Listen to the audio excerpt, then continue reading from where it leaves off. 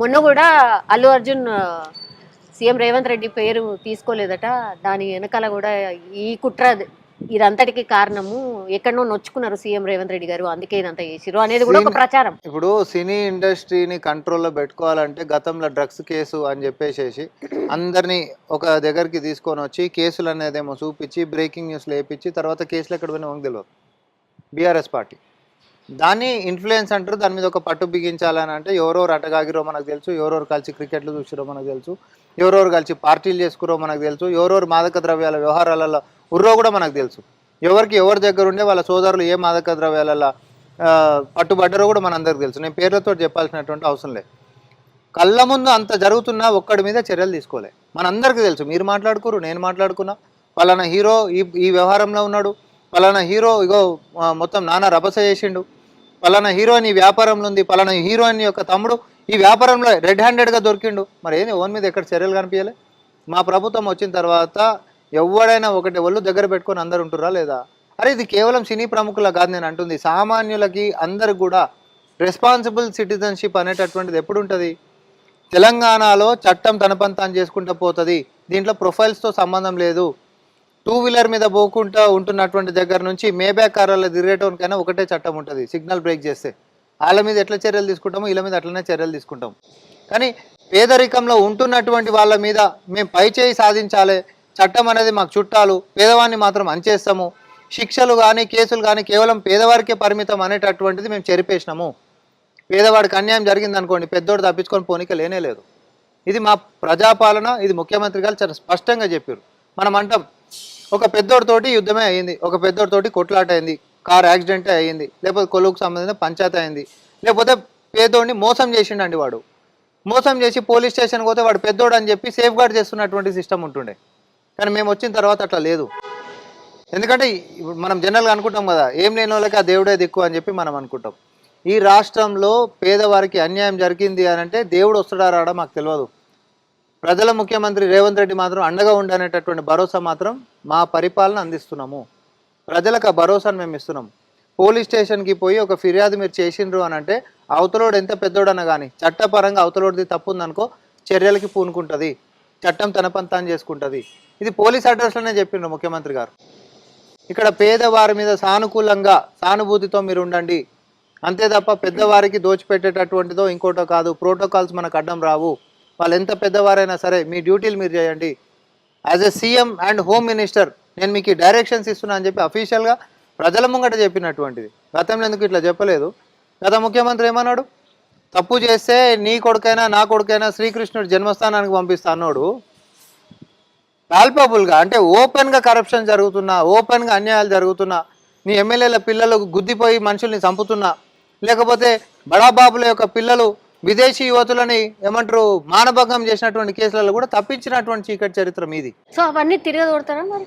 అవన్నీ కూడా మొత్తం అన్ని ఇప్పుడు ఒకటి కేసులు అయిపోయి ఒకసారి అది అయిన తర్వాత చట్టం తన పని తాను చేసుకుంటూ పోతుంది. ఇంకోటి కూడా చట్టంలోకి పోయిన తర్వాత నువ్వు వేసుకునేది మళ్ళీ ఇది ఎట్లుంటుందంటే డిబేటబుల్ ఉంటుంది. వేసినటువంటి ఛార్జ్ షీట్లో అసలు ఏం జరగలేదని వేసిండా, ఉన్న వాస్తవాలతోటి కోర్టు ముందుకు పోతే న్యాయం జరిగేటటువంటి అవకాశం ఎక్కువ ఉంటుంది. సౌమ్య గారు ఎప్పుడైనా అది నేను అడ్వకేట్ చెప్తున్నా. నీరు గార్చేటట్టుగా పోలీసు వాళ్ళు వ్యవహరించేసారు అనుకోండి స్టార్టింగే, కథం కేసు ఈజ్ గాన్. నిజంగా అన్యాయమైనడు కూడా కోర్టులో ఓడిపోతాడు. నాకు అన్యాయం అయిపోయింది, లేకపోతే ఒక మనిషి చచ్చిపోయిండు, ఆయన మాత్రం చేయలే, మరి చచ్చిపోయిండు ఎవడు చంపిండు? మీకు అర్థమవుతుందని నేను అనుకుంటున్నా. ఒక మర్డర్ కేసే ఉంది, ఒక పేదింట్లో ఒక పిల్ల మీద అఘాయిత్యం జరిగింది, ఒక పిల్ల చనిపోయిందని మనం అనుకుందాం. కేసులకు పోతే పలానోడు చేసిండు సార్ అనేటటువంటిది మనం అందరం కూడా మాట్లాడుకుంటున్నాం. కోర్టులో కేసు అయిపోయిన తర్వాత వాడు కాదు దీంట్లో చేసినోడు అని చెప్పి కోర్టు మనం కన్విక్ట్ చేయలేదని అనుకుందాం, నిర్దోషిగా తెలిసిందందాం. ఎట్లా చచ్చిపోయింది పిల్ల? ఈ చట్టంలో ఉంటున్నటువంటి లాకినాని పోలీసు వాళ్ళు కోర్టు ముందు చెప్పేటటువంటి దాంట్లోనే ఖచ్చితంగా అన్ని ఆధారాలని పెడితే శిక్ష పడేటటువంటి అవకాశం ఎక్కువ ఉంటుంది. మా పాలనలో మేము అది చేస్తున్నాం. నిజమైన న్యాయం ఎప్పుడు చేస్తాము? నిజమా? అంతే కదా. పోలీస్ వ్యవస్థ నిజంగా మీ కంట్రోల్లో ఉందా సార్? లగచర్ల ఇష్యూ దాంట్లో ఇక బేడీలేసి తీసుకపోవడమే అండి రైతుకి. నిజంగా కొన్ని వ్యవస్థల మీద మీ కంట్రోల్ లేనట్టు అనిపిస్తుంది. అంటే ఒకటి కొన్నిసార్లు కొంతమంది అత్యుత్సాహంతో చేసినటువంటి పనులు కానీ ప్రభుత్వం దృష్టికి పాలకుల దృష్టికి మా ముఖ్యమంత్రి గారి దృష్టికి రాగానే మేము చేసింది ఏంటండి, అక్కడ ఉన్న జైలర్ని సస్పెండ్ చేసినామా లేదా? సస్పెన్షన్ ఇస్ నాట్ సొల్యూషన్ కదా. దానికంటే ముందు అరే లగచర్ల మిస్టేక్స్ మీద మిస్టేక్స్ అట్లా అట్లా చేసుకుంటూ పోయిన తర్వాత సస్పెన్షన్ చేసిన తర్వాత ఏముంటది సార్? సౌమ్య గారు నేను ఒకటి ముందు చెప్తా. నో లగచర్ల విషయం నేను ఓపెన్ గా ఒకటే చెప్తా. ఎవడు రెచ్చగొట్టిండా మనకు సంబంధం లేదు. రెచ్చగొట్టినాడు కూడా లోపట్నే ఉన్నాడు. అవును. ఓకే, ఇప్పుడు ఎవడు రెచ్చగొట్టని చట్టం ఏం చూస్తుంది అని అంటే నువ్వు అధికారుల మీద దాడి చేసినావా లేదా చూస్తుంది. కాబట్టి కాంగ్రెస్ పార్టీ నుంచి మేమేమంటున్నామంటే ఈ బీఆర్ఎస్ దుర్మార్గులు అడ్డగోలుగా చెప్పినటువంటి అబద్ధాలను నమ్మి మీరు గిట్ట రెచ్చిపోయి అధికారుల మీద కానీ ప్రభుత్వానికి వ్యతిరేకంగా కానీ ప్రభుత్వ ఆస్తులను కానీ ధ్వంసం చేస్తే కేసులు మీ మీద అవుతాయి. చట్టం ఎవడు ఇస్రేషిండు రాయనే చూస్తుంది తప్ప ఎవడు చెప్పిండు వెనకాల ఉంది కూడా చూస్తుంది. ఎవడు కుట్రలు పండిండో కానీ ఇస్రేషన్ కూడా కేసులు పెడుతుంది. ఇది చట్టం చేసేటటువంటి పని. బీఆర్ఎస్ చీకటి చరిత్ర మొత్తం అదే కదా. పెట్రోల్ డబ్బాలు చేతిలో పట్టుకురు. గతంలో తగలబెట్టుకొని పోయినటువంటి వాళ్ళు సామాన్యులు ఉండే. ఉద్యమ సమయంలో ఉన్నటువంటి కేసులు ఈ రోజు దాకా పోలే. నువ్వు 10 సంవత్సరాలు అధికారంలో ఉండే ఎందుకు పోలే? అంతేందుకు అగ్నిపత్ అని చెప్పి సికింద్రాబాద్ స్టేషన్లో అప్పుడు నిరసనలు చేస్తే కేంద్రం ఏ కేసులు పెట్టిందో కాల్చి తెలంగాణ బిడ్డల్ని చంపినప్పుడు కేంద్రం ఏ కేసులు పెట్టిందో రాష్ట్ర ప్రభుత్వం నువ్వు అవే కేసులు పెట్టినావు. కాంగ్రెస్ పార్టీలో ఉన్నటువంటి మేము కొట్లాడినామండి ఆ కేసులు. ఆ పిల్లలకు బెయిల్ వచ్చేటటువంటి దాంట్లో వాడు అన్యాయం చేసే నువ్వు అన్యాయం చేసే పిల్లలు ఏడికి చావాలి? అగ్నిపత్ స్కీమ్ ఏదైతే ఉండనో అన్యాయంగా వాళ్ళ పిల్లలకు అన్యాయం జరిగింది అనేటటువంటిది అవును కొంచెం చేయి దాటిపోయిందని అనుకుందాం. What is that? మేము అనేది కూడా ఒకటే, ఎవడు రెచ్చగొట్టినా సరే దయచేసి రెచ్చిపోయి తప్పుదారులు గిట్ట పోతే సమిధలు అయ్యేది మనమే. ఇది చాలా స్పష్టంగా చెప్తాను. వేడి లేసుడు కరెక్టా ఓ రైతుకి? వేడి లేసుడు తప్పు కాబట్టే ముఖ్యమంత్రి గారి దృష్టికి రాగానే దాని మీద విచారణ చేయించి మరి జైలర్ని సస్పెండ్ చేసిండు. గతంలో మిర్చి రైతులు ఖమ్మం మిర్చి రైతులకి బేడీ లేసి తీసుకొని వచ్చినప్పుడు 18 మంది పైచిలకు రైతులను అరెస్ట్ చేసి బేడీ లేసినప్పుడు మీరు ఎట్లా కంపారిజన్ చేస్తారు? లేదండి ఒకటి చెప్తా. కాదు సార్, వేసింది ఎవరు? ఆయనకి హార్ట్ కి సంబంధించిన ప్రాబ్లం ఉంది. ఆయన ట్రీట్మెంట్ కోసం హాస్పిటల్ కి తీసుకొచ్చిన అది తప్పని అంటున్నా. మీరు నా మాట వింటలేరు. అది తప్పని అంటున్నా. తప్పు కాబట్టి అధికారి మీద చర్యలు తీసుకున్నామంటున్నాం. మేము గతంలో ఇట్లాంటివే చేసినప్పుడు మేము ఫిర్యాదులు చేస్తే ఏ అధికారి మీద చర్యలు తీసుకున్నావు చెప్పు. మీరు తీసుకోలే. మీకు తోలు మందం ఉండే. మాది అట్లనే ఉంటుంది అన్నట్టు ఉంటుండే. భువనగిరికి సంబంధించినటువంటి రైతులను కూడా బేడీలేసి తీసుకొని పోయినరు 2023లో. 2017 మాట్లాడుతున్నా ఖమ్మం మిర్చి రైతులు తీసుకోండి పోని. వీళ్ళని బేడీలు వేసుకొని తీసుకొని పోయిర్రు అని అంటే కూడా ఎవరు చర్యలు తీసుకున్నారు అధికారుల మీద? మీరు తీసుకోలే. మీ పాలన అట్లుండే. మా దృష్టికి రాగానే ఒక హాస్పిటల్కి పోయేటప్పుడు బేడీలు ఎట్లేస్తావు అని చెప్పేసి అధికారి మీద ఈరోజు మేము సస్పెండ్ చేసినాం. అది మా చిత్తశుద్ధి. తప్పుతోటే జైలుకు పోయినప్పటికీ అధికారుల మీద దాడి చేసిండు అనేటటువంటి ఆరోపణలతో లోపలికి పోయినప్పటికీ ఆరోగ్యం విషయం వచ్చినప్పుడు మీరు అట్లా బేడీలేసి తీసుకొని పోయేటటువంటి దాన్ని మా ప్రభుత్వం తప్పు పట్టింది. మా అధికారులైన ఇంకోటి కూడా చెప్తున్నా సౌమ్య గారు, కింద పోలీస్ విభాగం ఎట్లుంటుంది అంటే పాలకులు ముంగట ఎడ్లెట్ల పోతే నాగలెట్లు వస్తుంది అని అంటాం కదా. సేమ్ అట్లనే పాలకుడి యొక్క ఆలోచన మీదకించే కింద వ్యవస్థ నడుస్తూ ఉంటుంది. గత 10 సంవత్సరాల నుంచి అన్యాయం దిక్కు మాట్లాడుకుంటూ ఉంటున్నటువంటి పాలకుల కింద ఆదేశాలు తీసుకున్నటువంటి పోలీసు వాళ్ళు ఇంకా కూడా కొంతమంది దగ్గర వ్యవస్థ ఇంకా మారనటువంటిది ఉంది. కాబట్టి ఇట్లాంటి చర్యలతోటి అందరు కూడా గాడిన పడతారు. దయచేసి ఇది అర్థం చేసుకోండి. మీరు మా చిత్తశుద్ధిని మీరు శంకించాల్సినటువంటి అవసరం లేనేలేదు. ఎవరైనా ప్రజలకి సమస్య వచ్చింది లగచర్లకు సంబంధించి మాకు ఇది వద్దు, మాకు ఇక్కడ ఫార్మా క్లస్టర్ వద్దని మీరు అన్నారు. ఈ ప్రభుత్వం వినడానికి సిద్ధంగా ఉంది. మనకు అభివృద్ధి కావాలి, కొడంగల్ అభివృద్ధి చేసుకుందాం అనుకుంటున్నాం. మరి ఏం కావాలి సార్? మాకు ఇండస్ట్రియల్ పార్క్ కావాలి. చలో ఇండస్ట్రియల్ పార్క్ దాడి చేయాల్సిన అవసరం ఏముంది? అక్కడ జరిగింది గ్రామ సభ. గ్రామ సభ అంటేనే నువ్వు ఆడికి వచ్చి ఎవరు ఇద్దామనుకుంటారు, ఎవరు వద్దనుకుంటే నాకు ఏం కావాలని అనుకుంటారని చర్చ చేసుకునేటటువంటి సభ. చర్చనే మొదలు కాకుండా ముందు ఎవడో చెప్పిండని చెప్పి పాపం వాళ్ళ మాటలు నమ్మి ఈరోజు సమిధలు అయినటువంటి అమాయకులు ఎవరైతే ఉంటారో ఎట్లా అది దానివల్ల వీళ్ళు అన్యాయం అయిపోయి చట్టం అట్లానేది మధ్యలో విడ్రా అయ్యేటట్టు ఉంటుందా? ఉండదు. గవర్నమెంట్కి చెడ్డ పేరు వచ్చింది కాబట్టి కొడంగల్ సీఎం గారి ఇలాకా కాబట్టి బ్యాక్ వెళ్ళింది బీఆర్ఎస్ పోరాటం వల్లే అంటే ఒప్పుకుంటారా? తప్పు అంటా నేను. ప్రభుత్వానికి ప్రజల నుంచి వినేటటువంటిది ఉంది కాబట్టి మేము పారదర్శకంగా ఉంటున్నాం కాబట్టి ఇది ఇంక్లూజివ్ డెవలప్మెంట్ తోటి ముందుకు పోయేటటువంటి నాయకత్వం కాబట్టి నా సొంత నియోజకవర్గమే కాదు రాష్ట్రంలో ఎక్కడైనా కూడా ప్రజల యొక్క ఆవేదన ఏంటిది అనేటటువంటి వినే చిత్తశుద్ధి మాది. మీకు ఇది వద్దంటారు దేనికోసం? ఇప్పుడు మూసీది కూడా మనం ఆడదాం. మూసీకాడ కూడా మా ఇల్లు కూలగొట్టొద్దు అని అంటారు కదా. మరి ఇక్కడ మూసిని మనం ప్రక్షాళన చేయాలి. వాస్తవానికి అది పట్టాతోటి కొనుక్కున్నటువంటివి కావవి. అవి ఎవరో ఒకరు ఫేక్ డాక్యుమెంట్లతోటో ఫేక్ లేఅవుట్లతోటో అమ్మినటువంటివేమో బఫర్ జోన్లలో ఉంటున్నటువంటివి తీసుకుంటే రివర్ బెడ్లలో ఉంటున్నటువంటివి అయితే అసలే ఏ కాగితాలు ఉండవు. అయితే మరి మాకు తీసుకోవద్దని చెప్పి మీరు మాట్లాడుతున్నారు కదా, మరి ఏంటిది మీకు అని అంటే, సార్ మాకు గూడు లేదు సార్, మా పిల్లలు కానీ మేము కానీ ఎట్లా బతకాలి, ఏం లేకనే వచ్చి మేము ఇక్కడ మురికిలో బతుకుతున్నాం అనేటటువంటిది వాళ్ళ ఆవేదన ఉండే. అట్లాంటి సమయంలో వాళ్ళకి పక్కా డబుల్ బెడ్రూమ్ ఇండ్లు 2 లక్షల రూపాయలు ఆర్థికంగా హెల్ప్ చేసినాం. ఎవరైతే మమ్మల్ని ఫస్ట్ అమ్మనా బూతులు తిట్టిరో అది కూడా చెప్తున్నాం. ఎవరైతే ఫస్ట్ మమ్మల్ని నానా మాటలు అన్నారు, కన్నీళ్లు పెట్టుకున్నారు, శాపనార్థాలు పెట్టిరు, మీకు మామూలుగా కూడా కాదు. ఇంకా నేను పెద్ద మాట నేను అమ్మనా బూతులే అని అన్నా. ఎవరైతే మమ్మల్ని అమ్మనా బూతులు తిట్టిరో వాళ్ళే తర్వాత మమ్మల్ని ఆశీర్వదించారు. తప్పు అయిపోయింది, మా మాటలు మన్నించారు. మీ ఉద్దేశం మాకు అర్థం కాక మేము కోపం మీద మాట్లాడినాం. ఎవరికైనా కోపం వస్తుంది, ఆ సిచ్యువేషన్లో ఉంటే ఎవరికైనా కోపం వస్తుంది. కానీ మా ఉద్దేశం వాళ్ళకి అర్థం కాలేదు. తర్వాత మేము ఇచ్చినటువంటిది సంక్షేమాలు ఇవన్నీ చూసిన తర్వాత, లేదు సార్ మీరు మాకు మంచిగా చేసిర్రు, గతంలో ఎవరు కూడా మాకు ఇట్లాంటివి చేసింది ఏం లేదని చెప్పి మాట్లాడారు. మనం దీన్ని ఎట్లా తీసుకుందాం? మీరు ఒక్కటి గమనించుర్రి, ఇదే హైడ్రాకి సంబంధించినటువంటిది హైకోర్టే చెప్పే, మేము ఇట్లాంటి వాటిల్లో అడ్డం పడడానికే లేదు అని చెప్పి. సుప్రీంకోర్టు డైరెక్షన్స్ ఉన్నాయండి. సుప్రీంకోర్టు ఇచ్చినటువంటి జడ్జిమెంట్లలో ఉన్నాయి. వాటర్ బాడీస్ కానీ, రైల్వే ట్రాక్స్ కానీ, పార్క్స్ కానీ మినహాయింపు, మిగతా ఏ కూడా జేసీబీలతో గులగొట్టాలని అంటే లోకల్ కోర్ట్స్ పర్మిషన్స్ తీసుకోవాలని చెప్పింది ప్రభుత్వము. కానీ వీటికి మినహాయింపు ఇచ్చింది రైల్వే ట్రాక్స్కి, పార్క్స్కి, వాటర్ బాడీస్కి. అంటే ప్రకృతి మీద అంతటి ప్రాధాన్యత. ఇది ఎవరి కోసం? ప్రకృతి మన కోసం కదా, మన పిల్లల కోసం కదా. దీని ఇంపార్టెన్స్ తెలియనప్పుడు మనం దాని గురించి చాలా చిన్నగా మాట్లాడుతున్నాం. ఒక చెరువు కాడ ఒక ఇల్లు కట్టుకుండ్రు, ఇల్లీగల్గా ఒక ఇల్లు కట్టుకుండ్రు. కట్టుకున్నటువంటి ఇల్లీగల్ ఇల్లు ఇంపార్టెంటా, చెరువు ఇంపార్టెంటా? మనకు అదొకటి చెప్పుండ్రి. వాళ్ళకి తెలియక కట్టుకోరు. అరే అది రీజన్ గానే కాదు. హైడ్రా ఎందుకు ఇప్పుడు ఆగిపోయింది మొత్తం? ఎవరు చెప్పారు పాలాభిషేకాలు చేయించుకుంటుంటే? మీరు ఎవరు చెప్పారు? బ్రహ్మాండంగా పనిచేస్తుంది హైడ్రా. ఇప్పుడు ఏంటంటే చాలా రోజులు చూపించారు కదా అని చెప్పేసి ఇప్పుడు కొంచెం దాని మీద ఫోకస్ అదైంది. కానీ కాలనీలలో ఉంటున్నటువంటి దీర్ఘకాల సమస్యలు, పార్క్ ఎంక్రోచ్మెంట్స్, తర్వాత చెరువులకు సంబంధించినటువంటి వ్యవహారాలు అన్నిట్లలో బ్రహ్మాండంగా పోతుంది ముందుకి. ఇదే రంగనాథ్ గారి ఫోటోకి పెట్టి కాలనీలో పాలాభిషేకాలు చేస్తున్నటువంటి వీడియోలు కూడా చూస్తూనే ఉన్నాం కదా. నెక్స్ట్ ఇప్పుడు కేటీఆర్ గారి అరెస్ట్ మీద బాగా మీకు పర్మిషన్ వచ్చిందట, గవర్నర్ గారు ఓకే చెప్పారట. ఎప్పుడు అరెస్ట్ కాబోతున్నారు? ఏ కేసులా? ఏసీబీ అది ఫార్ములా కి సంబంధించి అప్పుడు ట్యాంక్ బండ్ కాడ అదేదో వాళ్ళ అయ్యే జాగిర్ లెక్క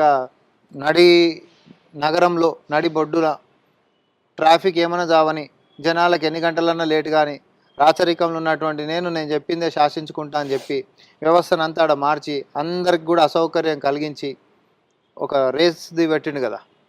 ఆ రేసుకి సంబంధించినటువంటి దాంట్లో 2వ సంవత్సరం వచ్చేసరికి ఆర్గనైజర్ అనేటోడు ఉడాయించిండు. నా వల్ల కాదు, ఇలా నష్టం వస్తుంది అని చెప్పి పోయిండు. మీ వల్ల కాకపోతే ఈ రాష్ట్రానికి రాజు మంత్రి అన్ని నేనే కాబట్టి నేను ఆదేశాలు ఇచ్చేస్తున్నా, మీరు అరవింద్ కుమార్ గారు మీరు ఇచ్చేసేయండి డబ్బులు అని చెప్పేసి ఏదో నోటి మాట మీద ఆదేశాలు ఇచ్చేసిండు, పైసలు ఇచ్చేసేయండి అని. ప్రభుత్వంలో ఎట్లుంటుంది అని అంటే, మీ అకౌంట్ పైసలు అయితే మీరు ఇవ్వచ్చు, ప్రభుత్వంలో బాధ్యత ఉంటుంది. నువ్వు మంత్రి కావచ్చు, ఎవరినన్నా కావచ్చు, దానికి ఒక సిస్టమ్ ఉంటుంది, ఫినాన్స్ డిపార్ట్మెంట్ ఉంటుంది, దానికి ప్రాపర్ ప్రొసీజర్ ఉంటుంది. అన్నిటినీ బైపాస్ చేసేసేసి నేను పైసలు ఇవ్వనగానే నువ్వు ఇచ్చేసినావు అనుకోండి, విదేశాలకు పంపించారు అనుకోండి, అది చట్టపరమైనటువంటి వ్యవహారం కాదు, చట్టానికి లోబడి చేసినటువంటిది కాదు. నువ్వు చట్టాన్ని ఉల్లంఘించినట్టు, రూల్స్ని బ్రేక్ చేసినట్టు. దాంట్లో విచారణలో భాగంగా అరవింద్ కుమార్ గారు ఇచ్చినటువంటి స్టేట్మెంట్లో, అధికారులు ఇచ్చినటువంటి స్టేట్మెంట్లో కేటీఆర్ గారు ప్రస్తావన తీసుకొని రావడం, కేటీఆర్ బయటికి వచ్చి బ్రహ్మాండంగా నేనే ఇచ్చిన అని చెప్పడం, ఇవన్నీ చెప్పుడుతోటి ఏసీబీ ఆయన మీద విచారణ జరపాలని అంటే ఒక ప్రావిజన్ ఏంటి అంటే గవర్నర్ గారికి కన్సెంట్ ఉండాలి. ఆ గవర్నర్ గారి కన్సెంట్ దగ్గరికి పోతే ఆయన న్యాయపరమైనటువంటి సూచనలు నేను చెప్తానడం, న్యాయపరమైనటువంటి సూచనలు తీసుకున్నాడని మేమంటే అధికారికంగా ఇంకా రాలేదు కాబట్టి వచ్చిన అనేది ఒక పేపర్లలో నేను చూసిన. మీరు కూడా పేపర్లో చూసి చెప్పడం అంటే ఎప్పుడైనా అధికారికంగా పత్రం చూడకుండా నేను అధికారికంగా మాట్లాడనీకే నాకు లేదు, నేను ఎప్పుడు మాట్లాడలేదు అంటున్నాం. కాబట్టి ఈ రోజు కాకపోతే రేపైనా వస్తుంది పక్క. వచ్చినప్పుడు కేటీఆర్ మాత్రం విచారణ ఎదుర్కోవాల్సిందే. అట్లా అరెస్ట్ అవుతాడా, జైలు పోతాడా అనేటటువంటిది చూద్దాం. చట్టానికి ఎవరు అతిథులు కాదు, మళ్ళీ కూడా చెప్పినాం. అటు అల్లు అర్జున్ అయినా, మోహన్ బాబు గారైనా, నాగార్జున గారైనా, లేకపోతే ఇంకెవరైనా సరే చట్టానికి ఎవరు అతిథులు కాదు. చట్టానికి లోబడే ఎవరైనా, సామాన్యులైనా సెలబ్రిటీలైనా తప్పే. కాబట్టి చట్టం తన పని తాను చేసుకుంటూ పోతుంది. ఇందులో తప్పు అని చెప్పి విచారణలో తేలితే కేటీఆర్ కూడా జైలుకు పోతాడు. ఫార్ములా ఈ రేస్ ఒకటేనా, లేకపోతే మాకు చెప్తలేరేమో కానీ వెనకాల ఇంకా వేరే వేరే కూడా పెట్టిరా, పెద్ద లిస్ట్ పెట్టిరా. పెద్ద లిస్ట్ ఏముంటది, ఇప్పుడు మనకు తెలిసిందే గొర్రెల కుంభకోణం అనేది బయటకు వచ్చినటువంటి వ్యవహారమే. దాన్ని ఈడీ విచారణ చేస్తుంది. తర్వాత హెచ్ఎండిఏకి సంబంధించినటువంటి కుంభకోణం బయటకు వచ్చింది, దాన్ని కూడా ఈడీ విచారణ చేస్తుంది. ఇప్పుడు ధరణికి సంబంధించి అమయ్ కుమార్ ఎవరైతే ఐఏఎస్ ఉండేనో అసలు 1,000 కోట్ల రూపాయలు ఎట్లా కొల్లగొట్టిరు దీని అనేటటువంటి దాని మీద అది విచారణ నడుస్తూనే ఉంది. కాళేశ్వరం అనేటటువంటిది కమిషన్తో ఎట్లా విచారణ నడుస్తుందో మన కమిటీతో మనం చూస్తూనే ఉన్నాము. విద్యుత్ కొనుగోలు దాని మీద విచారణ నడుస్తుంది. ఇవన్నీ ఒకసారి విచారణ లోపలికి పోయిన తర్వాత పాలకులు దాన్ని ఇన్ఫ్లుయెన్స్ చేయడానికి ఉండదు. చాలా మంది అంటుంది ఏంటంటే ఇంకెప్పుడు అరెస్ట్ అనగానే మీరే అన్నారు. ఎందుకు అడుగుతున్నారు అంటే మీరే చాలా టైమ్స్ మీ మంత్రులే చెప్పారు కదా, ఇక అరెస్టు, రేపు తెల్లారు అరెస్టు, పొలిటికల్ బాంబులు వెళ్తాయి ఇంత అని 2 నెలలు అవుతుంది, ఆల్మోస్ట్ 1.5 month అవుతున్నది. అంటే మేము పెట్టింది టైం బాంబులు, ఆ టైం వచ్చినప్పుడు పేలుతాయి. సో ఈడీ దగ్గరకు పోయినప్పుడు మనం ఇన్ఫ్లుయెన్స్ చేయడానికి లేదు కదా సౌమ్య గారు. ఈడీ విచారణని స్టేట్ గవర్నమెంట్ ఏమి ఇన్ఫ్లుయెన్స్ చేస్తుంది, అది కేంద్ర దర్యాప్తు సంస్థ కదా. సో మనం ఇన్ఫ్లుయెన్స్ చేయడానికి ఉండదు దాన్ని. వాళ్ళు ఒకసారి ఇక్కడ మనము విచారణ చేస్తుంటే దీంట్లో మనీ ఇన్వాల్వ్ అయింది కాబట్టి మేము దీన్ని విచారణ తీసుకుంటామని చెప్పి ఈడీ విచారణ చేస్తాం. అట్లాంటి దాంట్లో మనం ఇన్ఫ్లుయెన్స్ చేయడానికి ఉండదు. ఇప్పుడు గవర్నర్ దగ్గర నుంచి ఇప్పుడు హైకోర్టు కింద ఉంది, సపోజ్ హైకోర్టు కింద ఉంది వ్యవహారం విద్యుత్ కొనుగోలుకి సంబంధించింది. హైకోర్టుని నువ్వు ఎట్లా ఇన్ఫ్లుయెన్స్ చేస్తావు? లేకపోతే కాళేశ్వరంకి సంబంధించినటువంటిది రిటైర్డ్ జడ్జి గారి దగ్గర ఉంది, దాన్ని మీరు ఎట్లా ఇన్ఫ్లుయెన్స్ చేస్తారు? ప్రభుత్వం కానీ పాలకులు కానీ ఇన్ఫ్లుయెన్స్ చేయలేదు. అది పారదర్శకంగా స్వతంత్రంగా దర్యాప్తు నడుస్తూ ఉంది కాబట్టి చట్టం తన పని తాను చేసుకుంటూ పోతుంటది. గవర్నర్ గారి దగ్గరికి వెళ్ళి పర్మిషన్ వచ్చింది, ఎప్పుడు అరెస్ట్ మళ్ళా కేటీఆర్ గారు అరెస్ట్ అన్న వార్త ఒకటి వస్తున్నది. కాదు ఇప్పుడు గవర్నమెంట్ ఇప్పుడు చెయ్యదు, బికాస్ మీరు స్థానిక సంస్థల ఎన్నికలకు పోతారు, మళ్ళీ బీఆర్ఎస్కి మైలేజ్ వస్తుంది కాబట్టి ఇక చెయ్యరు, అది ఉత్తమ మాటలే అనే టాక్ కూడా వినిపిస్తుంది. ఇప్పుడు మీరు ఎట్లయితే అంటుర్రో ప్రజలలో ఉన్నటువంటి అతిపెద్ద డిమాండ్ వీళ్ళని ఎప్పుడు అరెస్ట్ చేస్తారని కూడా ఉంది. ఇప్పుడు మీరు అంటుంది ఏమో అరెస్ట్ చేస్తే వాళ్ళకి వస్తుంది అని, కానీ తప్పది. వీళ్ళని అరెస్ట్ చేస్తామంటారు, ఎందుకు అరెస్ట్ చేస్తలేరని ఇప్పుడు ఇందాక మీరు కూడా అడిగారు. అరెస్ట్ చేస్తామన్నారు, ఎందుకు అరెస్ట్ చేస్తలేరు అనేటటువంటి డిమాండ్ ఎక్కువ ఉంది. మీ మేనిఫెస్టోలో ప్రతి సభలలో మీరు అన్నారు కదా అవినీతి చేసిన వాళ్ళని లోపటేస్తామని, మరి ఇంకెందుకు లోపటేస్తలేరు, వీళ్ళని ఎందుకు ఉపేక్షిస్తారు అని అడుగుతారు మమ్మల్ని. మా మీద ఒత్తిడి అదే ఎక్కువ ఉంది, మేము అది కూడా చెప్పాలి కదా. సో ఆధారాలు అనేటటువంటిది ఖచ్చితంగా దొరికినప్పుడు అరెస్ట్ అవుతాడు అంతే, నీట్ గా తప్పించుకుంటారు. బట్ ఎప్పుడు ఏంది అనేది మాత్రం చెప్పారు. మీ చేతిలో మన చేతిలో కాదు. ఇప్పుడు ఏసీబీ, అది యాంటీ కరప్షన్ బ్యూరో, ఆ ఏసీబీ వాళ్ళ యొక్క ఆధారాలు ఫస్ట్ నోటీసులు ఇచ్చి విచారణ చేసుకుంటా అని చెప్పినటువంటి సమాధానాలు సాహిత్యకంగా ఉండకుండా కాంట్రడిక్టరీ స్టేట్మెంట్స్ ఉన్నాయనుకోండి, జరిగినటువంటి దానికి నువ్వు చెప్తున్నటువంటి దానికి అతుకులేదనుకోండి, ఇప్పుడు అరెస్ట్ అంటారా, పర్మిషన్లు తీసుకుంటారా, కస్టడీలకు తీసుకుంటారా చూడాలి, చట్టం కదా. మీరు నేను ఎట్లా చెప్తాం? వాళ్ళ కాగితాలలో ఏముందో, వాళ్ళ చేతులలో ఏమేమి ఎవిడెన్స్లు దొరికినాయో, అరవింద్ కుమార్ గారు ఏం చెప్పినరో దాని మీదకించి డిపార్ట్మెంట్ ఎట్లా చర్యలు తీసుకుంటుందో వాళ్ళు చూస్తారు కదా. మస్తు అవినీతి జరిగింది లాస్ట్ టైం, ఐఏఎస్ అధికారుల మీద మీరే చాలా టైమ్స్ మాట్లాడిండ్రు, సగం మంది మీ దగ్గరనే ఉన్నారు కదా, ఇంకా కూడా ఎందుకు అంటే ఇప్పుడు ఉన్నతాధికారులు దేశాలు వదిలిపెట్టి పోయిన వాళ్ళు కూడా మరి అట్లా అని చెప్పి జైళ్ళలో మగ్గుతున్న వాళ్ళు కూడా అధికారులు. ఇప్పుడు ఫోన్ ట్యాపింగ్ వ్యవహారాలలో జైళ్ళలో ఉన్న వాళ్ళు, విదేశాలలో పారిపోయినటువంటి వాళ్ళు కూడా. అదే అధికారులలో ఈరోజు ఐఏఎస్ లెక్క ఉంటున్నటువంటి అమయ్ కుమార్ లాంటి వాళ్ళు విచారణలు ఎదుర్కొంటున్నటువంటి పరిస్థితులు వాళ్ళు. ఎవరిని వదిలిపెడుతున్నాం మేము? ఏవైనా కూడా సిస్టంలో ఎంక్వైరీ పార్ట్ వచ్చినప్పుడు ఎవరెవరైతే అప్పుడు భాగస్వాములు ఉండనో వాళ్ళందరూ బయటకు వస్తారు. అంతే తప్ప వ్యక్తిగతంగా నువ్వు అప్పుడు వాళ్ళ కింద పనిచేసినావు కాబట్టి నీ మీద కేసు పెట్టి నేను వేధిస్తా అనేటటువంటి సిస్టమ్ మా దగ్గర లేదు స్వామి గారు. మేము వెండేటా పాలిటిక్స్ చేయం. మా ముఖ్యమంత్రి కలిసి స్పష్టంగా చెప్పారు, జస్ట్ కక్షపూరితంగా రాజకీయాలు చేయాలనుకుంటే అది కరెక్ట్ కాదు. నిజంగానే సిస్టంలో వాళ్ళు అవినీతికి పాల్పడ్డారు అనుకోండి, అవినీతికి సంబంధించినటువంటి కేసు విచారణ ఆధారాలు అనేటటువంటిది చట్టం వదిలేసినాం మేము, ప్లీజ్ దీని మీద విచారణ అనేటటువంటి జరగాలి. చట్టం తన పని తాను చేసుకుంటూ పోతుంది. అంతే తప్ప వ్యక్తిగత ఇప్పుడు రేవంత్ రెడ్డి గారిని అరెస్ట్ చేసినట్టే మేము కేటీఆర్ని బొక్కలేయాలంటే మాకు అర్ధ రోజు పడుతుంది అంతే, అంతకుమించి ఎక్కువ పట్టదు. ఎందుకంటే నువ్వు కూడా పలానా దాంట్లో దేంట్లోనే ఉన్నావు, లేకపోతే లగచర్లు దాంట్లో వెనకాలనే ఉన్నావు అని కూడా ఉత్తా కూడా మేము తీసుకొని పోవచ్చు. రేవంత్ రెడ్డి గారిని ఎవరో ఎగరేసినటువంటి డ్రోన్ కేసులో కూడా ఆ రోజు ఇన్ఫ్లుయెన్స్ చేసి లోపటేసిండు కదా ఎంపీ అని కూడా చూడకుండా. అట్లా మేము కూడా చేయొచ్చు, కానీ అట్లాంటిది మా ముఖ్యమంత్రి గారు అసలు ఎట్టి పరిస్థితులలో స్వాగతించరు. కక్షపూరితమైనటువంటి రాజకీయాలు మనకు వద్దే వద్దు. ఏమో మరి ఇందులో మొత్తం లాలూచి పడ్డది కాంగ్రెస్ పార్టీ, 70-30 లేదంటే 80-20 ఇట్లా అని చెప్పి, అసలు హైడ్రా లేదు, మూసీ లేదు, లేకపోతే ఇంకోటి లేదు, అరెస్ట్ లేదు అన్ని అట్లనే ఇది కూడా వినిపిస్తోంది. మరి ఇప్పుడు ఎన్కన్వెన్షన్ని కూలగొట్టకపోతే సర్దుకునేటటువంటి అవకాశం ఎక్కువ ఉంటుంది. ఏది బీఆర్ఎస్ చేసినట్టు ఇట్లా పోయిర్రు కూలగొడతామని చెప్పి, కానీ వెనక్కి వచ్చిర్రు. ఆడ మీరు అంటున్నటువంటి ఆమ్యామ్యాలు మాట్లాడుకోనికి ఆస్కారం ఉంటుంది. కానీ పోయి కూలగొట్టేసేసిర్రు, వాళ్ళతోటి ఈరోజు మాటలు అనిపించుకుర్రు అని అంటే ఇక్కడ ఆమ్యామ్యాలకు ఆస్కారాలు లేవు. నేను మళ్ళీ కూడా చెప్తా ఉన్నా. మాదక ద్రవ్యాల విషయం కూడా అంతే. ప్రోత్సహిస్తే ఆమ్యామ్యాలకు అవకాశాలు ఎక్కువ ఉంటాయి. కానీ మాదక ద్రవ్యాల మీద ఉక్కుపాదం మోపితే ఇంకా మేము శత్రువులం అవుతున్నాం. కానీ ఎవరి కోసం చేస్తున్నాం? సినీ ఇండస్ట్రీకి మేము శత్రువులమైనాం. దేనికోసం చేసినాం? తెలంగాణ చెరువులు కాపాడుకోవాలి. తెలంగాణలో మిషన్ కాకతీయ చెరువుల పునరుద్ధరణ అని వచ్చినోడు 1000 కోట్ల రూపాయలు ప్రభుత్వ సొమ్మును దిగమింగేసిరు. పైపెచ్చు అన్యాక్రాంతం అయిపోయిన చెరువులు శాటిలైట్ బ్యాక్ వస్తాయా? ఇదే అడుగుతున్నారు మరి. అవన్నీ ఇప్పుడు మీరే అంటారు, మీరు బ్యాక్ రావాలి, బ్యాక్ వస్తాయి అంటారు. కూలగొడుతున్నామో అక్కడ చూడరు, కూలగొట్టరు అందరూ అంటారు. సింపుల్. ఆడ అన్ని పర్మిషన్లతోటి కట్టి ఉంటున్నటువంటివి ఇమీడియట్గా పోయి మన కూలగొట్టనికే ఉండవు. రేకుల లెక్క వ్యాపారాల లెక్క ఉంటున్నటువంటి మన కూలగొట్టేటివి ఏమేమైతే ఉంటాయో అన్ని కూలగొడుతూనే ఉన్నాము. కానీ బిల్డింగ్స్ లెక్క ఉంటున్న ఒక ఏడబుల్ ఇరిగేషన్ మైనర్ ఇరిగేషన్ ఉన్న దగ్గర 650 కోట్ల రూపాయలు దొరికినాయంటే ఏ లెవెల్ ఆఫ్ కరప్షన్ చేసారు వాళ్ళు 10 ఏళ్ళలా? అట్లా అందరి మీద ఉంటదా? అందరి మీద మీరు ఫోకస్ నేను ఒక చిన్న ఉదాహరణ చెప్తున్నా మీకు. ఆ కింద ఉంటున్నటువంటి స్థాయి అధికారి దగ్గర 650 కోట్ల రూపాయల ఆస్తులు విలువ దొరికిందంటే బీఆర్ఎస్ హయాంలో ఏ లెవెల్ ఆఫ్ కరప్షన్, ఎన్ని చెరువులు వాడు అన్యాక్రాంతం చేపిస్తే కళ్ళు మూసుకుంటే వాడికి అన్ని కోట్లు వచ్చి పడ్డాయి. ఆ చిన్న స్థాయిలోనే అనకొండలు అంత పెద్దగా ఉంటే ఈ పెద్ద స్థాయిలో ఉన్న కల్వకుంట్ల కొండలు ఎన్ని పెద్ద కొండలు ఉండాలి? అన్ని అయితేనే ఉన్నాయి, అన్ని అయితేనే. ఇప్పుడు ధరణి అవుతుంది, ధరణిలో కొనాకు వచ్చి ఏడికెళ్తుంది అనేది మనకు తెలియదు కదా. ఇప్పుడే ఎవరు ఇన్ఫ్లుయెన్స్ చేసారు? ధరణికి సంబంధించినటువంటి డేటా అనేది ప్రైవేట్ వాడి దగ్గర ఉంటుండే, కానీ మనం వచ్చిన తర్వాత కేంద్ర రంగ సంస్థకి ఇచ్చినాము డేటా అనేది. మన పబ్లిక్ డేటా, మన ఆస్తుల విలువలకు సంబంధించి ప్రైవేట్ వాడి దగ్గర ఎందుకు ఉండాలి? అర్ధరాత్రి పూట లాగిన్ అయిపోయి నీకు నాకు నచ్చినట్టుగా నేను అది చేసేసుకుంటా అంటే కుదరదు. సో ఈరోజు పారదర్శకత తీసుకొని రావాలంటే 10 సంవత్సరాల నుంచి ఉంటున్నటువంటి కూలిపోయిన వ్యవస్థల్ని పునర్నిర్మించాలంటే కాస్త సమయం పడుతుంది. 3 నెలలు కూడా నిలబడేది ప్రభుత్వం అని మాట్లాడారు. 3 నెలలు నిలబడకుంటూనే ఉందా? ఈరోజు వచ్చి అంటారు వచ్చే ప్రభుత్వం మాదే అంటారు. అంటే 5 ఏళ్ళకి ఆమోద ముద్ర గుద్దినావు కదా. మళ్ళీ ఎన్నికల దగ్గరకు వచ్చిన తర్వాత నెక్స్ట్ టైం అయితే మేము ట్రై చేసుకుంటాం అనే పరిస్థితికి మేము తెస్తాం. అరే మాకు ధైర్యం ఉంది, మేము ప్రజల గురించి ఆలోచించి పనిచేస్తున్నప్పుడు మాకు దమ్ము ధైర్యం ఉంది. నేను ఒకటే చెప్తున్నా, మేము వాళ్ళ గురించి ఆలోచించి చేస్తున్నాం. మాకు వాళ్ళ ఆశీర్వాదం కావాలి, వాళ్ళ మంచి గురించి ఆలోచిస్తున్నాం.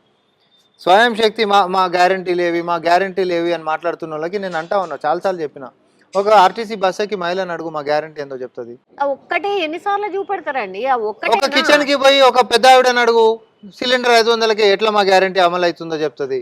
లేకపోతే సాయంత్రం పూట కరెంట్ లేని సమయంలో, లేకపోతే సాయంత్రం అవుతుంటే కట్కేసేటటువంటి ఇంట్లో సామాన్యాలను అడుగురి. కరెంట్ పోతుందట కదా. అది కేవలం కట్కలు బంద్ చేసుకున్న బీఆర్ఎస్ ఇంట్లో పోతుందేమో తప్ప మరి సాధారణమైనటువంటి ఇంట్లో ఎప్పుడు పోతలేదు. ఇంకొకటి స్టాట్సే మనం చెప్పినాం, ప్రెస్ మీట్లో పెట్టినా, నేను కూడా పెట్టినా. గతంలో బీఆర్ఎస్ పార్టీ కరెంటు పోతున్నటువంటి దానికంటే ఈరోజు క్వాలిటీ కరెంటు ప్రజలకు అందిస్తున్న చరిత్ర మాకుంది. ఎందుకంటున్నాము మీకు గుర్తుందా? అప్పుడు సబ్స్టేషన్ల కాడికి పోయి లాగ్ బుక్లు చెక్ చేద్దామంటే లాగ్ బుక్లు ఎత్తుకపోయినటువంటి దొంగలు వాళ్ళు. ఎందుకంటే కరెంట్ ఉండకపోతుంటే. ఈరోజు రండి ఏ దానికి వస్తారో రండి అని మేము ఓపెన్గా ఇన్విటేషన్ ఇస్తూ ఉన్నాము. స్టార్టింగ్ మొత్తుకురు బాగా, అగో కరెంటు పోయింది. ఓడైతే మరీ వీడియో పెట్టుకుంటూ కటక బంద్ చేసి పెట్టుకున్నది కవర్ అయ్యి ఎక్స్పోజ్ అయినటువంటిది కూడా నేను చూపించిన. ఇంతకు మించిన దరిద్రం ఇంకోటి ఏముంటుంది చెప్పురి? సో ప్రభుత్వం మీద బురద చల్లాలి కాబట్టి అబద్ధాలతో మేము చల్తామనంటే అది కరెక్ట్ కాదు. వాస్తవాలతో రండి, నిర్మాణాత్మకమైనటువంటి విషయాలతో రండి, లేకపోతే ఒక కన్స్ట్రక్టివ్ క్రిటిసిజం చేయండి. చట్టసభలకు రని చెప్పి కేసీఆర్ ఇంటికి పోయి స్వాగతించిన చరిత్ర ఎవరికన్నా ఉందా? మాకు దమ్ము ధైర్యం ఉంది కాబట్టి చట్టసభకు రా, ఇక్కడ మాట్లాడుకుందాం రా అని చెప్పి మేము పిలుస్తున్నాము. రాంది నువ్వు. అది కూడా ఒక ట్రాపే కాబట్టి వస్తలేరు అనేది కూడా. ఎందుకు ట్రాప్? మీది బయటపడుతుంది కాబట్టి. మేము నిజాలతోటి ప్రోగ్రెస్ రిపోర్ట్ చూపిస్తాం కాబట్టి.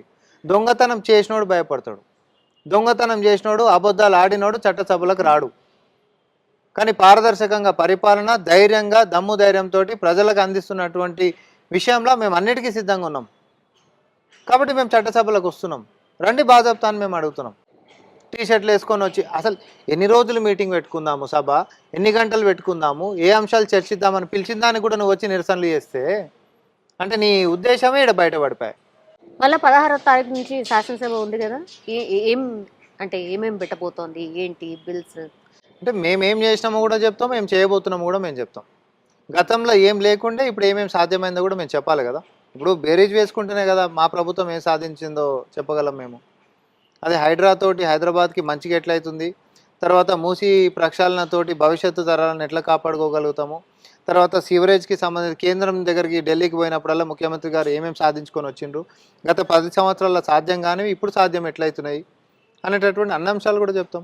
ఆర్టీసీయే గాన్ కేస్, ఇంకెక్కడ ఆర్టీసీ ఖతమైపోయింది అన్నటువంటి పరిస్థితి నుంచి లాభాలకు ఆర్టీసీ ఎట్లా వచ్చింది, అంతే విధంగా సంక్షేమాన్ని కూడా ఎట్లా అందించగలుగుతుంది, ఇవన్నీ చర్చకు రావాలి. ఎట్లయితే వారంటీలు లేని గ్యారంటీలు రూపాయి కూడా గల్లగురుగులా లేనప్పుడు ఎట్లా సాధ్యమవుతాయి, అది వచ్చేది లేదు సచ్చేది లేదు, కాంగ్రెస్ పార్టీని నమ్మొద్దని చెప్పి బీఆర్ఎస్ వాళ్ళు అన్నారు. మరి ఈరోజు సాధ్యం ఇవన్నీ ఎట్లయితున్నాయి, ఏడాది పండుగనే జరుపుకుంటుమే ఎట్లా సాధ్యమైనాయి. తెలంగాణ ఉద్యమంలో తెలంగాణ కోసం కొట్లాడినటువంటి వాళ్ళు అమరులు, తర్వాత ఛాతి మీద టీజీ అని రాసుకొని మా ఆకాంక్షలు అని చెప్పి చూపించినటువంటి వాళ్ళందరికీ ఈరోజు ఆదరణ మా ప్రభుత్వంలో ఇస్తున్నాం. నువ్వు 10 ఏళ్ళలో ఏ రోజు గుర్తు చేయలే, మన్నుగా పేసినావు, పచ్చే చెప్పాలంటే బొంద పెట్టినావు. టీజీ అని ఛాతి మీద రాసుకుంటే నువ్వు అధికారంలో రాగానే టీఎస్ అని చెప్పి చేసినావు. దేనికి రానంటే టీఆర్ఎస్కి దగ్గర ఉంది కాబట్టి టీఎస్ అని చేసినావు. తర్వాత తెలంగాణ పదమే నామూష్ అయిపోయింది కాబట్టి నువ్వు బీఆర్ఎస్ అని చెప్పి చేసుకున్నావు. నీకు ఏం ముఖం పెట్టుకొని తెలంగాణ హక్కుల గురించి ఎలా మాట్లాడుతావు చెప్పు. నువ్వు కానీ నీ కుటుంబం కానీ తెలంగాణ బిడ్డల ఆకాంక్షల గురించి, నీళ్లు నిధులు నియామకాల గురించి మాట్లాడదామా? నువ్వు చెప్పినటువంటి దళిత ముఖ్యమంత్రి దగ్గరికి నుంచి పెట్టుకుంటే నీ మన్మడు నా మన్మడు సన్నబియ్యం తినాలనే దాకా ఏ ఒక్కటన్నా నిజమైందా? 10 ఏళ్లలో నువ్వు అమలు చేయనటువంటి హామీలు మేము 10 నెలల్లో చేసి చూపించేసరికి కడుపులలో కత్తులు పెట్టుకొని మాట్లాడుతూ ఉన్నావు. So there is a difference. ప్రజలకి బేరీజ్ వేసుకోవడం అనేటటువంటిది వస్తుంది. ఫుడ్ పాయిజన్ కేసెస్ ఎప్పుడు అవుతాయి అసలు? పిల్లలు దారుణాతి దారుణం అది. ఇప్పుడు ఎన్నికల కంటే just before, first of all food poison కేసులు జరగడమే దురదృష్టకరం. ఎన్నికల కంటే జస్ట్ బిఫోర్ 9 months డేటా తీసుకుంటే ఒక ఇంగ్లీష్ పెద్ద పత్రికలో రాసినటువంటిది 2200 పైచిలకు మంది పిల్లలు 9 నెలల కాలంలో ఆసుపత్రుల పాలయ్యారు అప్పుడు బీఆర్ఎస్ హయాంలో. ఇప్పుడు మనం వచ్చిన తర్వాత వాళ్ళు క్లెయిమ్ చేస్తున్నటువంటిది 450 మంది పిల్లలు ఏడాదిలో అస్వస్థతకు గురయ్యారు. అట్ల గణాంకాలు తీసుకున్నా ఎన్ని రెట్లు మనం తగ్గినట్టు. అంతేకాదు గురుకులాలకు సంబంధించినటువంటి పిల్లలల్లా ఆరోగ్యము, వారికి కావాల్సినటువంటి డైటు, లేకపోతే కాస్మెటిక్ ఛార్జెస్, వాళ్ళ జీవన విధానం ఎట్లుంది, మౌలిక సదుపాయాలు ఎట్లున్నాయి అనేటటువంటి దాని మీద గత ముఖ్యమంత్రి బీఆర్ఎస్ హయాంలో ఏ రోజన్నా ఒక రివ్యూ చేసిండా? చేయలే. కాబట్టి ఏడాది అస్వస్థతకు గురవుతున్నటువంటి పిల్లలు పెరుగుకుంటూ పోయారు. కానీ ఈ ముఖ్యమంత్రి వచ్చిన తర్వాత రికార్డు స్థాయిలో రివ్యూలు, పరిపాలన కానీ, సంక్షేమం కానీ, ఇటు అభివృద్ధి కానీ, లేకపోతే భవిష్యత్ కార్యాచరణ కానీ రికార్డు స్థాయిలో, నాకు తెలిసి వేరే ముఖ్యమంత్రి ఎవరు కూడా అన్ని రివ్యూలు తీసుకొని ఉండరు. చిత్తశుద్ధి మాకు ఉంది కాబట్టి గురుకులాలలో మేము డైట్ ఛార్జీలు కానీ, కాస్మెటిక్ ఛార్జీలు కానీ మేము పెంచినాం. ఎందుకో 10 ఏళ్లలో నువ్వు పెంచలేదు. అంతేకాదు టాస్క్ ఫోర్స్ కమిటీలు మేము అవన్నీ ఏం చేయలేదు కాబట్టి మిమ్మల్ని ఎన్నుకున్నారు. మీరు కంపారిజన్ చేసుకుంటున్నారు కదా, తప్పు కదా. సి ఇప్పుడు సపోజ్ వాడు ఫెయిల్ అయ్యిండు కాబట్టి మిమ్మల్ని తెచ్చుకున్నాం అంటారు. మేము పాస్ వచ్చినాం, ఫస్ట్ క్లాస్ వస్తాం, డిస్టింక్షన్ వస్తాం, అడుగడుగు ముందుకు వస్తాం. దానికంటే ఇది మనం బెటర్ పోతున్నామా లేదా ఒకటే లెక్క. టాస్క్ ఫోర్స్ కమిటీ వేసి, ఇన్స్టిట్యూషనల్ కమిటీ వేసి ఆడ పని చేస్తున్నటువంటి వాళ్ళు కూడా పిల్లలతో పాటు తినాలనేటటువంటిది ఎవరు తెస్తారు చెప్పురి. ఇప్పుడు డబ్బా నేనేమో తెచ్చుకుంటా, పిల్లలకి ఏదైనా వండి పెడతా అనేటోడు ఎట్లా చేస్తాడో అనేటటువంటి అనుమానం మనకు వస్తుంది. కానీ నువ్వు పిల్లలతోటే తినాలనేటటువంటి నిర్ణయం మా ప్రభుత్వం తీసుకొని వచ్చింది. రోజు పర్యవేక్షణ ఎట్లా ఉంటుంది? ఓపెన్ గా ఒకటే చెప్పినాము, నీకు ఆడ కిచెన్ బాగాలేకపోతే కిచెన్ ఇన్ఛార్జ్ ఎవడైతే ఉండో వాడు కొలువులకేంచి తీసేయడమే. ఉద్యోగాలు లేక చాలా మంది ఉన్నారు. మనకు అంత బద్ధకం ఉండి పిల్లల ఆరోగ్యం కూడా చూడలేకుండా గిట్ట నిర్లక్ష్యం వహిస్తే 10 సంవత్సరాల్లో ఎవరేం మనం ఏమనలేదు కదా అనేటటువంటి పాత దాని లెక్కన మీ వైఖరి ఉంటే కొలువులకించి ఊడపీక్తామని చెప్పిండ్రు. ఇంత స్ట్రిక్ట్ ఎవరు ఉంటారు? సో ఇన్స్టిట్యూషనల్ కమిటీ అన్నాం మనం దాన్ని. ఆడ ఉంటున్నటువంటి వాళ్ళు రుచి చూసి ఫస్ట్ వాళ్ళు తిన్న తర్వాతనే పిల్లలకు పెడతారు. అంతేకాదు డైట్ ఛార్జీలు పెంచారు. ఈరోజు పౌష్టికాహారం పిల్లలకి ఎట్లా అందియాలి? అరే ఉంటున్నటువంటి స్కూల్స్ తెలంగాణలో ఈరోజు దేశంలోనే ఎక్కడ లేనటువంటి టీచర్ స్టూడెంట్ రేషియో ఉంది. అంటే టీచర్లు ఈరోజు పుష్కలంగా ఉన్నారు పిల్లలకి. మొన్న ఒక సంవత్సరం మనకు వేస్ట్ అయిపోతుంది విద్యా సంవత్సరం అని చెప్పి బీఎస్సీకి పోస్ట్పోన్ చేయాలనేటటువంటి డిమాండ్లు కూడా కాదని చెప్పే కదా మనం కొలువులు ఇచ్చినాం. ఇదే బీఆర్ఎస్ పోస్ట్పోన్ చేయాలని చెప్పి మాట్లాడింది. మీకు చిత్తశుద్ధి లేకపోయి మీరు చేసిన ఘనకార్యం ఏంద్రా నాయన అంటే 7,000 పైసలకు పాఠశాలలు గత 10 సంవత్సరాలలో ప్రభుత్వ పాఠశాలలు తీసేసారు. ఏంద్రా అంటే ఎన్రోల్మెంట్స్ వస్తలేరు, పిల్లలు ఎవరు వస్తలేరు అని. ఎన్రోల్మెంట్స్ వచ్చేటట్టు నువ్వు కంపీట్ చేసేటట్టు ప్రైవేట్ వాడితోటి నువ్వు దానికి పటిష్టం చేస్తే వస్తారు. ప్రైవేట్ వానికి దోషపెట్టాలి కాబట్టి నువ్వు ప్రభుత్వ పాఠశాలని కూని చేసి పడేసేసినావు. కానీ మేము వచ్చిన తర్వాత టీచర్లను ఇస్తున్నాము, మౌలిక సదుపాయాలు మనం ఇస్తున్నాము. అంతేకాదు వాళ్ళకి కావాల్సినటువంటి పౌష్టికాహారమైనా లేకపోతే వాళ్ళ జీవన విధానం మెరుగేటట్టయినా టైంకి పుస్తకాలైనా టైంకి యూనిఫామ్లైనా ఇచ్చిన చరిత్ర ఇప్పుడు కాంగ్రెస్కు ఉంది సౌమ్య గారు. ఒకటే సంవత్సరంలో మా క్రెడిట్స్ ఇవన్నీ గత 10 సంవత్సరాల్లో లేనట్టు ఇవంతా. కాబట్టి మాకు చెప్పుకోనీకే మేము చేస్తున్న పనులు మాకు చాలు. లేనివి కాకన్బుల్ స్టోరీస్ చెప్పుకునేటటువంటి కథలు బీఆర్ఎస్ ఓన్కి కావాలి, మాకు అవసరం లేదు అది. ఎస్, థ్యాంక్ యూ అండి, థ్యాంక్ యూ సో మచ్.